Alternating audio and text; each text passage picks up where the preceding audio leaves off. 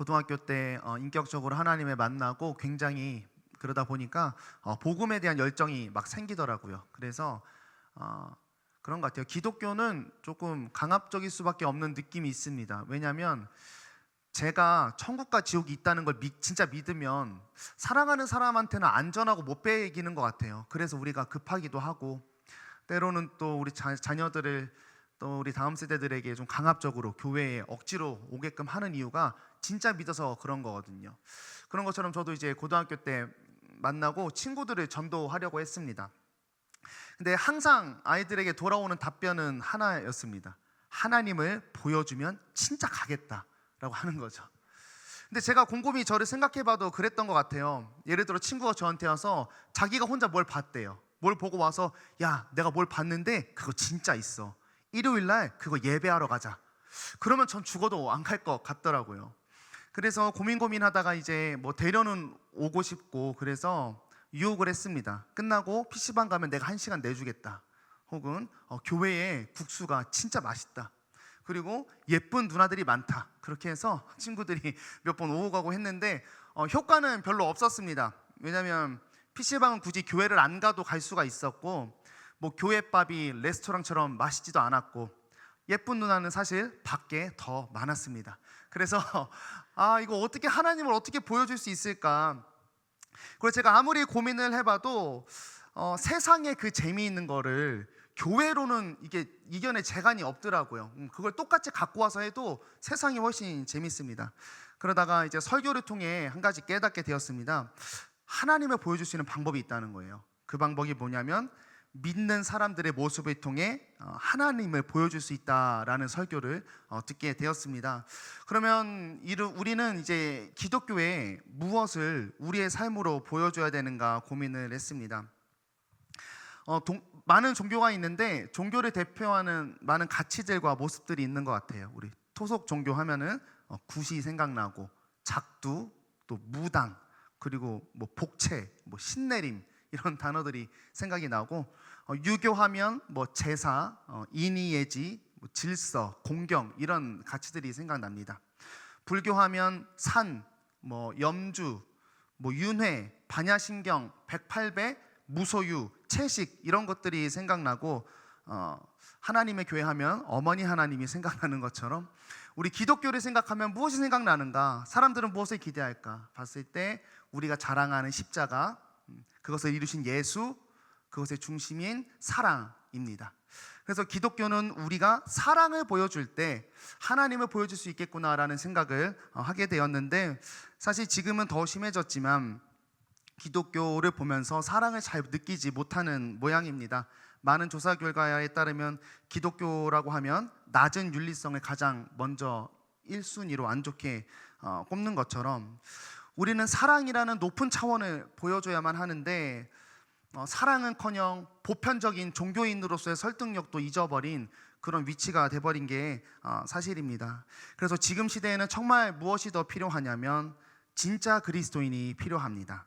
그 진짜 그리스도인은 사랑을 보여주는 사람이고, 우리가 정말 하나님의 사랑을 보여준다면 사람은 사랑을 갈구하게 될 수밖에 없기 때문에 궁금하여 우리의 자리로 올 수 있게 되겠는데요. 오늘 본문 보면, 오늘 본문도 그리스도인이지만 거짓된 선지자들로 인해서 혼란이 참 많았습니다. 어떤 거짓 선지자들이었냐면 오늘 본문엔 없고 우리 요한 1서 2장 22절에 있는 말씀인데요. 우리 함께 읽어보도록 하겠습니다. 거짓말하는 자가 누구냐? 예수께서 그리스도이심을 부인하는 자가 아니냐? 아버지와 아들을 부인하는 그가 적 그리스도니. 아멘. 어떤 거짓 선지자들이 일어났냐면 예수라는 인물은 믿었어요. 뭐 살아 있었고 놀라운 일을 했으니까 그 인물을 믿는데, 이 예수라는 인물이 하나님의 아들 그리스도라는 것을 부인하는 이단들이 생겨났습니다. 그러니까 예수님은 완전한 인간이면서 완전한 신이신데 예수님의 신성을 부인하고는 이런 식으로 예수님이 사역이 됐다고 생각하는 거예요. 그냥 일반 사람인데 세례받을 때 하나님의 영이 임했다가 십자가에 달려 돌아가실 때 하나님이 다시 떠났다. 이렇게 이단이 생겨났습니다. 그래서 영지주의라는 이단이 생겨났어요. 야, 육신은 껍데기고 아무런 도움이 안 돼. 이 땅의 삶은 중요하지 않아. 예수님이 하나님이 이렇게 막 들어와가지고 기적을 행했던 것처럼 영적인 게 굉장히 중요하다라는 이단이 들어왔습니다.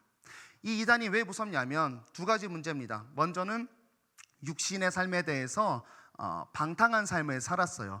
영적인 지식과 영적인 체험과 죽고 나서 만나는 하나님이 중요했기 때문에 삶의 문제를 책임지지 않아서 방탕한 종교인의 모습이 나타났습니다. 또 두 번째 영지주의의 문제는 이거죠. 내가 예수님처럼 영적인 영감을 받았다라고 주장하는 사람들이 마구마구 일어나기 시작했어요. 그래서 내가 하나님의 영감을 받은 아주 메시아 같은 사람이야. 그래서 내가 신적 권위를 갖고 있다면서 이제 성도들을 압박하는 사람들이 많이 나타났는데요. 오늘 말씀은 그것에 대해서 판별하는 방법을 알려주세요. 여러분들, 그런 적그리스도인들은 진짜가 아닙니다. 진짜 하나님의 영에 속한 자들은 사랑이 있는 사람입니다라고 이야기하고 있는데, 오늘 말씀을 통해서 점점 하나님을, 사랑을 볼 수 없는 세상이 되어버린 것 같습니다. 근데 우리 사랑하는 성도님들과 그리고 저는 오늘 말씀을 통해서 정말 하나님의 그 사랑을 다시 한번 가슴에 새기고 세상 속에 사랑함으로써 하나님을 보여줄 수 있는 영광 될 수 있기를 바랍니다. 자, 먼저 7절 8절 눈으로 가시면 제가 읽어드릴게요. 사랑하는 자들아, 우리가 서로 사랑하자. 사랑은 하나님께 속한 것이니 사랑하는 자마다 하나님으로부터 나서 하나님을 알고 사랑하지 아니하는 자는 하나님을 알지 못하나니 이는 하나님은 사랑이심이라. 아멘. 우리가 만약에 사랑을 하지 않는다면 하나님을 알 수 없다라고 우리 8절 말씀에 이야기하고 있습니다. 여기서 알다라는 것은 지식적인 알미 아닙니다. 우리가 목사님의 설교를 통해서 하나님 이런 분이구나, 하나님 이런 거 싫어하는구나, 이런 지식적인 알미 아니라 경험에서 아는 알을 의미합니다. 많이 들어보신 얘기겠지만 우리는 손흥민에 대해서 알고 있습니다. 그렇죠. 하지만 손흥민을 아는 것은 아닙니다. 어떤 차이가 있냐면 손흥민을 경험해 보지 못한 거예요. 손흥민을 알기 위해서는 손흥민을 만나고 만지고 대화하고 기억과 경험을 이렇게 나누는 과정과 그런 체험이 필요합니다. 그래서 어렵겠지만 손흥민을 아는 방법 자체는 굉장히 쉽습니다. 만나면 되죠. 그런데 비교적 하나님을 어떻게 알까라고 했을 때 이건 굉장히 어려운 일입니다. 우리는 이 세상에서 하나님을 면대면으로 육신으로 만날 수가 없습니다. 또 특별한 경우가 아니면 하나님과 음성을 듣고 말을 하는 이런 전화기 하는 방식으로 하나님과 소통할 수가 없습니다. 또 하나님을 만질 수가 없습니다. 우리는 어떻게 하나님을 경험할 수 있을까요? 오늘 말씀 보니까 방법이 있다고 나와 있어요. 바로 8절 말씀의 근거에서입니다. 하나님은 사랑이심이라. 하나님이 사랑이셔서 하나님을 만날 수 있는 방법이 있대요. 뭐냐면 하나님을 경험할 수 있는 방법은 하나님이 사랑이시기 때문에 우리가 사랑을 하면 하나님을 경험해 볼 수 있는 것이고, 우리는 사랑을 통해 하나님을 알게 되는 것이고, 우리가 사랑할 때 세상은 하나님을 보게 됩니다. 이 메시지를 조금만 반대로 우리한테 심각하게 적용해 보면, 우리가 만약에 그리스도인이라면, 우리가 하나님을 만났다면, 또 우리가 예수 그리스도와 연합된 존재라면 우리는 사랑을 모를 수가 없고 사랑을 안 할 수가 없습니다. 어쩌면 만약에 우리가 사랑이 있는데 사랑을 만약에 못하면 이런 갈등이 생겨나야 돼요. 적어도 거듭난 내 마음은 예수님의 사랑을 받아서 사랑을 하고 싶은데 육신이 연약하여 사랑을 내가 못하고 살게 되면 내 마음의 심각함과 불편함과 또 슬퍼함과 좌절함이 있어야 우리는 예수의 사랑을 알고 예수님과 연합된 존재라고 할 수가 있습니다. 또 한편 이렇게도 생각해 볼 수가 있습니다. 하나님이 사랑이시라고 했을 때에 우리는 죄로 인해서 하나님과 끊어진 상태가 된다면 죄된 인간은 참 사랑이 아니라 오염된 사랑밖에 할 수 없다는 것이지요. 하나님이 사랑이니까 하나님과 끊어진 인류는 정말 온전한 사랑을 할 수가 없습니다.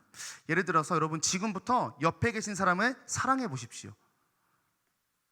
좀 뭔가 익숙하지가 않죠. 먼저 이런 생각이 먼저 들 겁니다. 왜 사랑해야 되지? 혹은 어떻게 사랑해야 될까? 왜 못하냐면 사랑을 할 이유랑 조건이 없기 때문입니다.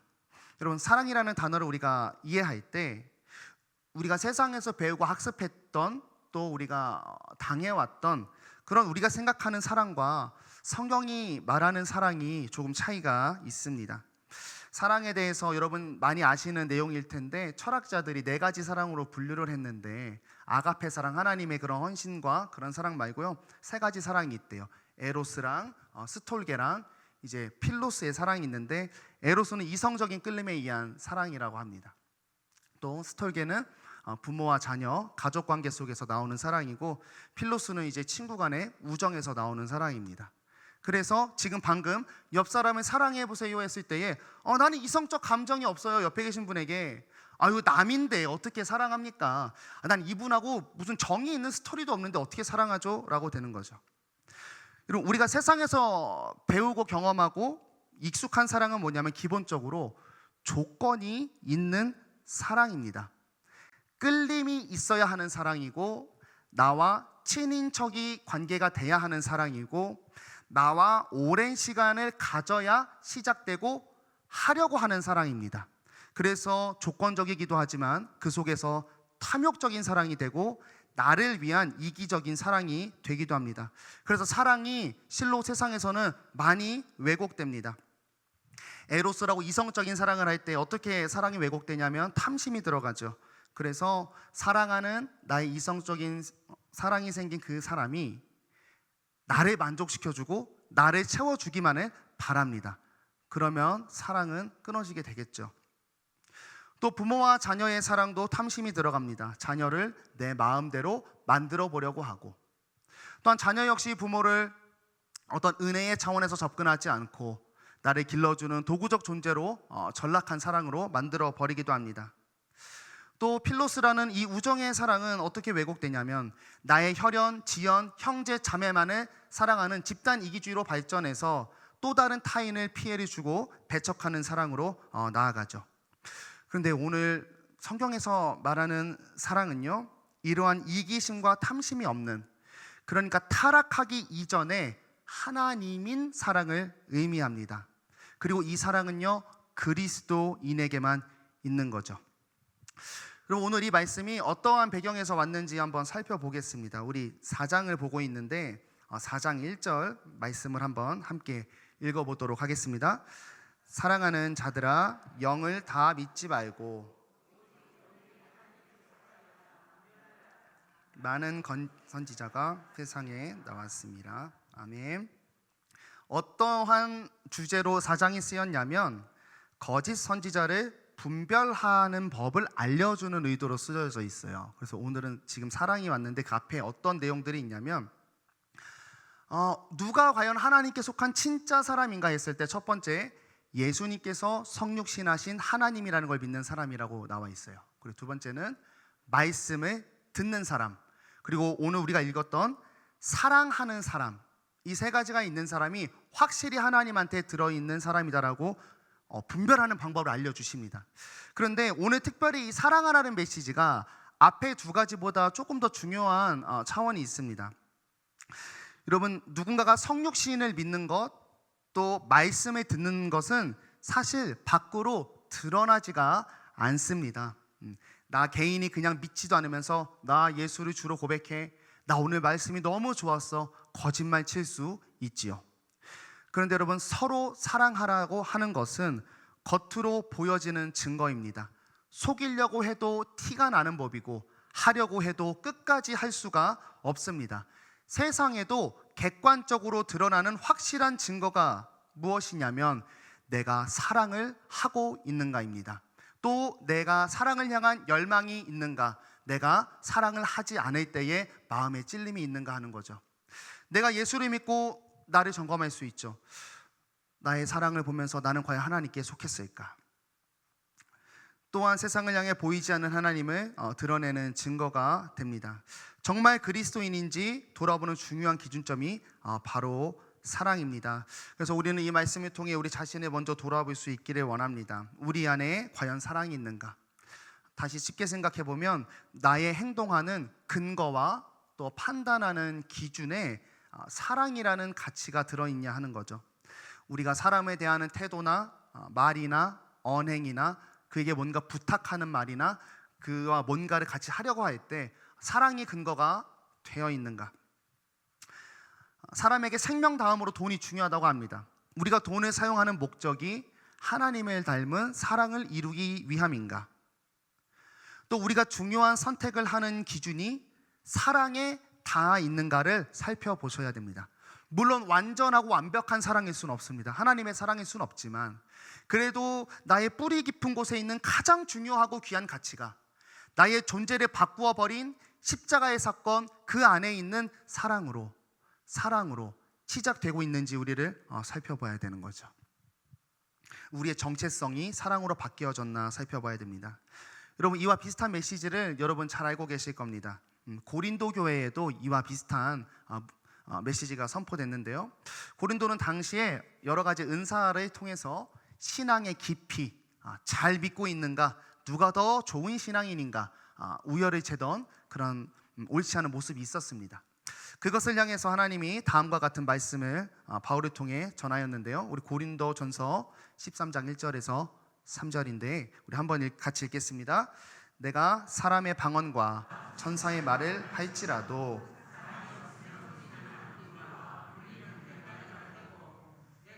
예언하는 능력이 있어 모든 비밀과 모든 지식을 알고 또 산을 옮길 만한 사랑이 없으면 내가 아무것도 아니요 내가 내게 있는 모든 것으로 구제하고 또 내 몸을 불사르게 내줄지라도 사랑이 없으면 내게 아무 유익이 없느니라. 아멘.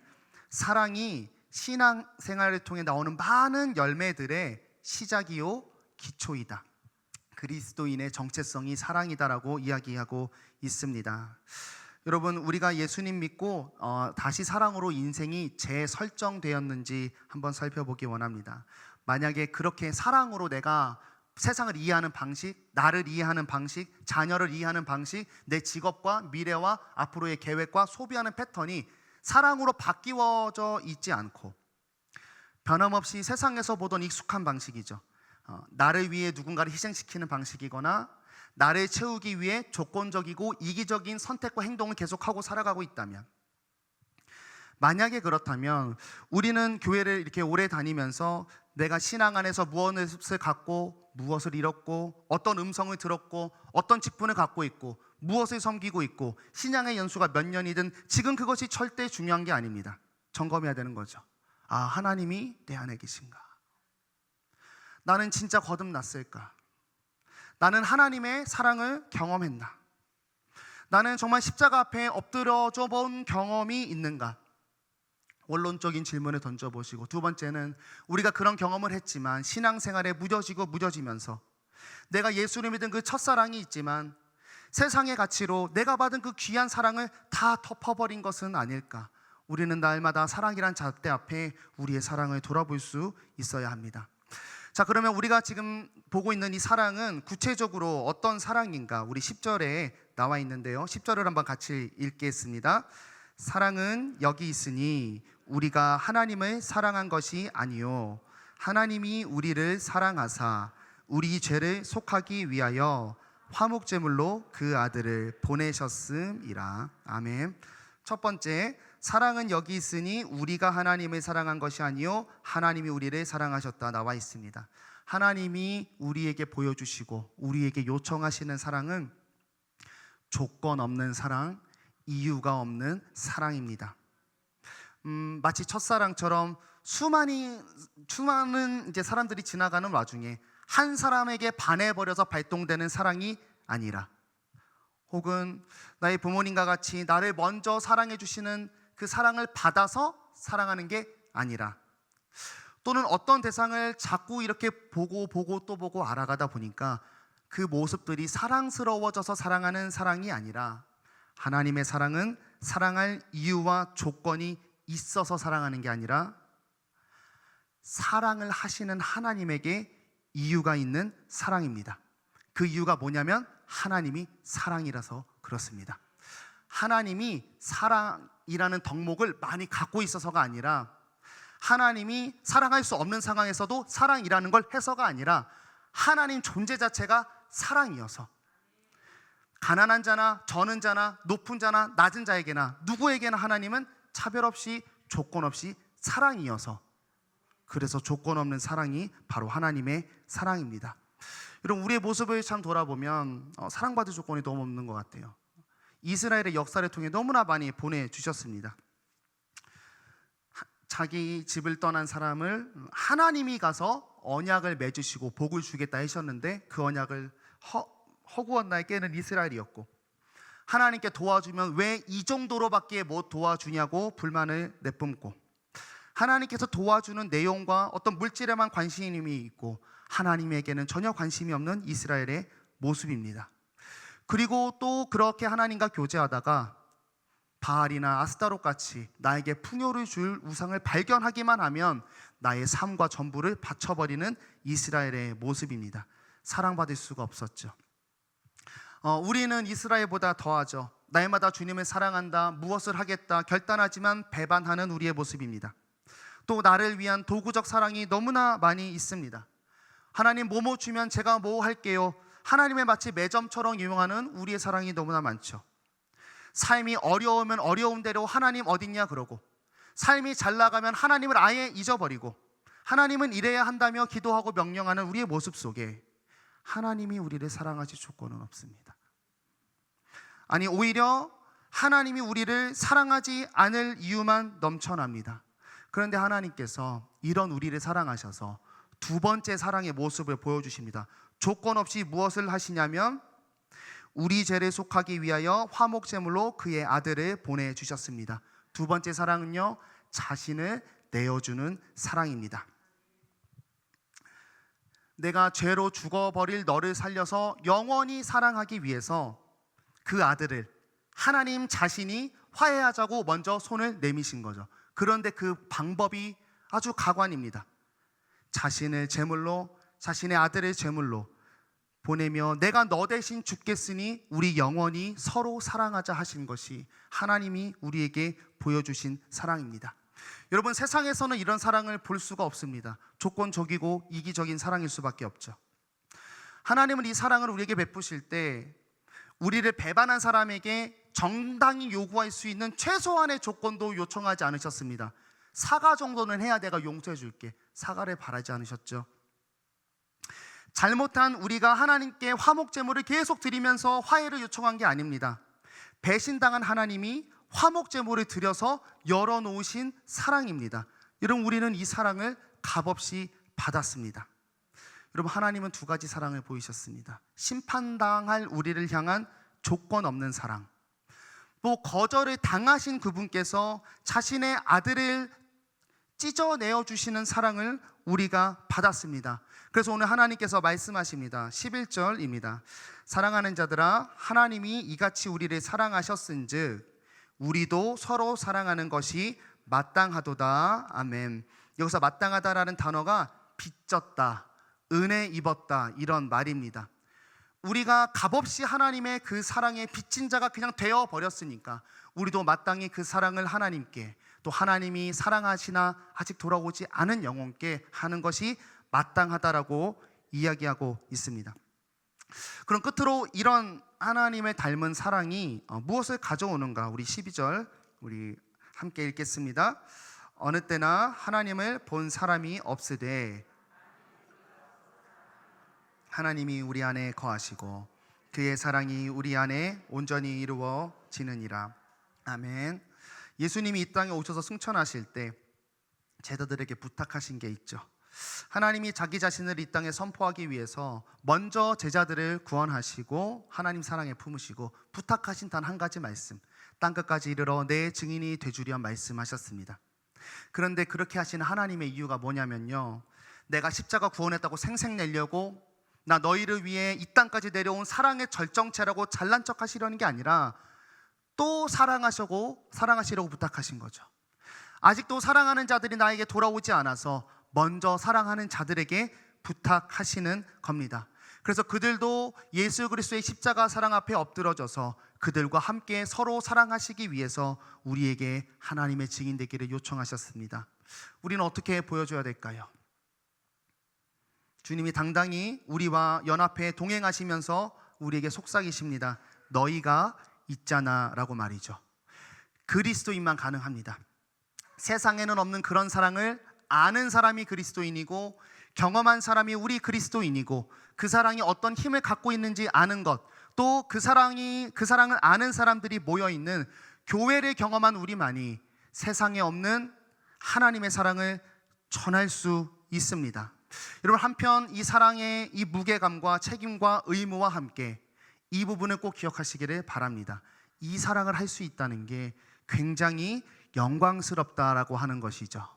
여러분, 우리 같은 죄인을 통해서 하나님이 나타납니다. 사망을 낳고 내 이웃을 죽음으로 몰아갈 수밖에 없었던 내 인생이 이제는 예수를 소개하고 빛이신 하나님을 드러낼 수 있는 그런 존재로 변화되었다라고 하는 이 영광스러움을 우리가 가슴에 품고 또 세상에 들어가 사랑을 전할 수 있기를 바랍니다. 우리가 그리스도인으로서 요즘에 살아갈 때 불평과 넋두리가 참 많습니다. 교회가 힘이 없죠. 세상의 질타를 받고 교회를 욕하고 예수를 전해도 믿지를 않습니다. 왜 그럴까? 처음엔 이렇게 생각했습니다. 교회에서 말하는 게 솔직히 말이 안 되는 것 같고 설득력이 없는 것 같다고 생각했었는데, 잘 보면 세상에는 그런 거 천지입니다. 로또 맞을 확률, 설득력이 없죠. 점쟁이를 찾아가서 내 인생에 맞춰질 확률, 설득력이 없습니다. 설득력이 없는 건 똑같습니다. 그런데 왜 그건 믿고 예수는 안 믿냐? 적어도 그것들은요, 보여줍니다. 당첨자를 보여줘요. 점쟁이에게 점을 봐서 나오는 수많은 증거들이 있습니다. 요즘에 교회가 약해지는 것은 설득력이 없어서 하나님이 살아계시지 않아서가 아니라 사랑이 안 보여서 그렇다고밖에 해석할 수가 없습니다. 사랑이 안 보여서 하나님이 보이지 않습니다. 사랑이 안 보여서 이 땅에는 없는 초월적인 말도 안 되는 사랑이 우리를 향하고 있다는 소식을 전해줄 수가 없기 때문입니다. 과거에 교회가 힘이 있었을 때 교회는 세상을 향해 무한한 사랑을 내뿜었습니다. 선교사님들의 목숨을 건 헌신과 또 교회의 많은 헌신들이 보여줬죠. 하나님의 사랑의 모양을 보여줬습니다. 손해보는 사랑, 이유 없는 사랑, 희생하는 사랑을 보여줬습니다. 그래서 사람들이 이렇게 행동하기 시작했습니다. 도저히 하나님을 믿을 수가 없는데, 보이지가 않는데, 납득은 안 되는데, 아니 하나님 믿는 사람이 저렇게 살고 있으니까 어떻게?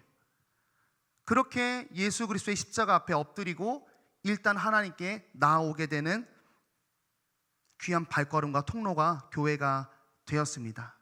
사랑하는 여러분, 우리를 구원하신 하나님께서 이 영광스럽고 놀라운 일에 오늘 우리를 보내십니다.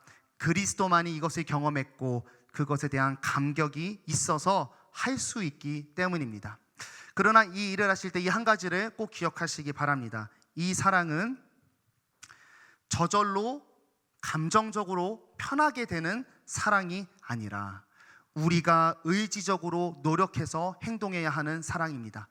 여러분, 예수님께서 우리에게 베푸신 사랑이 자연스러운 사랑이 아닙니다.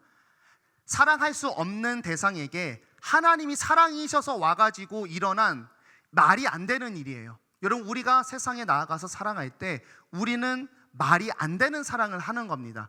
그래서 의지적으로 해야 됩니다. 결단해야 합니다. 상처받을 각오, 미움받을 각오, 용기를 가지고 예수의 사랑을 전하겠다라는 그 노력이 있어야 하나님을 전할 수 있고, 그때 우리를 통해 생명과 공의와 정의가, 하나님의 나라와 샬롬이 이 땅에 이루어지기 시작합니다. 여러분, 이 사랑 생각하면 너무 두렵습니다. 내가 예수님의 사랑을 한다니. 그런데 하나님이 우리의 연약함을 아셔서 예수님 정도의 사랑을 요청하시지 않으세요. 예수님은요, 자신이 주는 사랑을 하셨지만 우리에게 명령하세요. 너네 그 정도는 하지 말고 너네 몸같이 이웃을 사랑하라 말씀하시는 거예요. 예수님은 무조건적으로 사랑했지만 우리에게는 그거보단 낮은 사랑을 요청하십니다. 조건을 주셨죠. 하나님이 나를 먼저 사랑했으니까 너가 그 받은 사랑, 빚진 자의 마음 가지고 사랑해라는 거죠. 하나님은 자신을 일방적으로 버리는 사랑을 하셨지만 우리에게는 사랑할 수 있는 교회라는 공동체를 먼저 주셨고 자라게 하셨고 그렇게 함께 세상을 향해 나아갈 수 있는 우리 사랑하는 지체를 허락하셨습니다. 여러분, 그리스도인은 누구입니까? 사랑 그 자체이신 삼위 하나님과 연합된 세상에는 없는 사랑을 하려는 의지가 생기고 부족하지만 그것을 위해 노력하는 것이 그리스도인입니다. 여러분, 이 영광스러움을 누릴 수 있기를 바랍니다. 세상은 경험할 수 없고 할 수 없고 가질 수 없는 사랑을 우리는 가졌고 행할 수 있는 위대한 존재입니다. 여러분, 한 해를 맺어가는 11월이고 이제 12월 때는 내년에 계획이 이제 세워질 텐데요. 우리 자신의 삶과 또 우리가 했던 많은 교회에서의 사랑하는 활동들, 또 사역들, 나의 삶의 자리를 돌아보며 혹시 사랑에서 벗어난 모습이 있다면 늦지 않았습니다. 하나님께 간구하면서 다시 사랑으로 꿰매시고 사랑 안에 다시 세워가실 수 있기를 바랍니다. 그렇게 사랑으로 예수를 세우고 세상을 물들이는, 그래서 하나님의 나라를 경험하는 공동체, 우리 한 해의 우리 교회 표어였죠. 하나님의 사랑 때문에, 그 사랑 때문에 우리 교회가 그런 하나님의 나라를 경험하게 되고 여러분의 삶의 자리에서 하나님의 나라가 사랑 때문에 이루어지는 것을 경험하는 놀라운 영광을 누리시기를 축복합니다.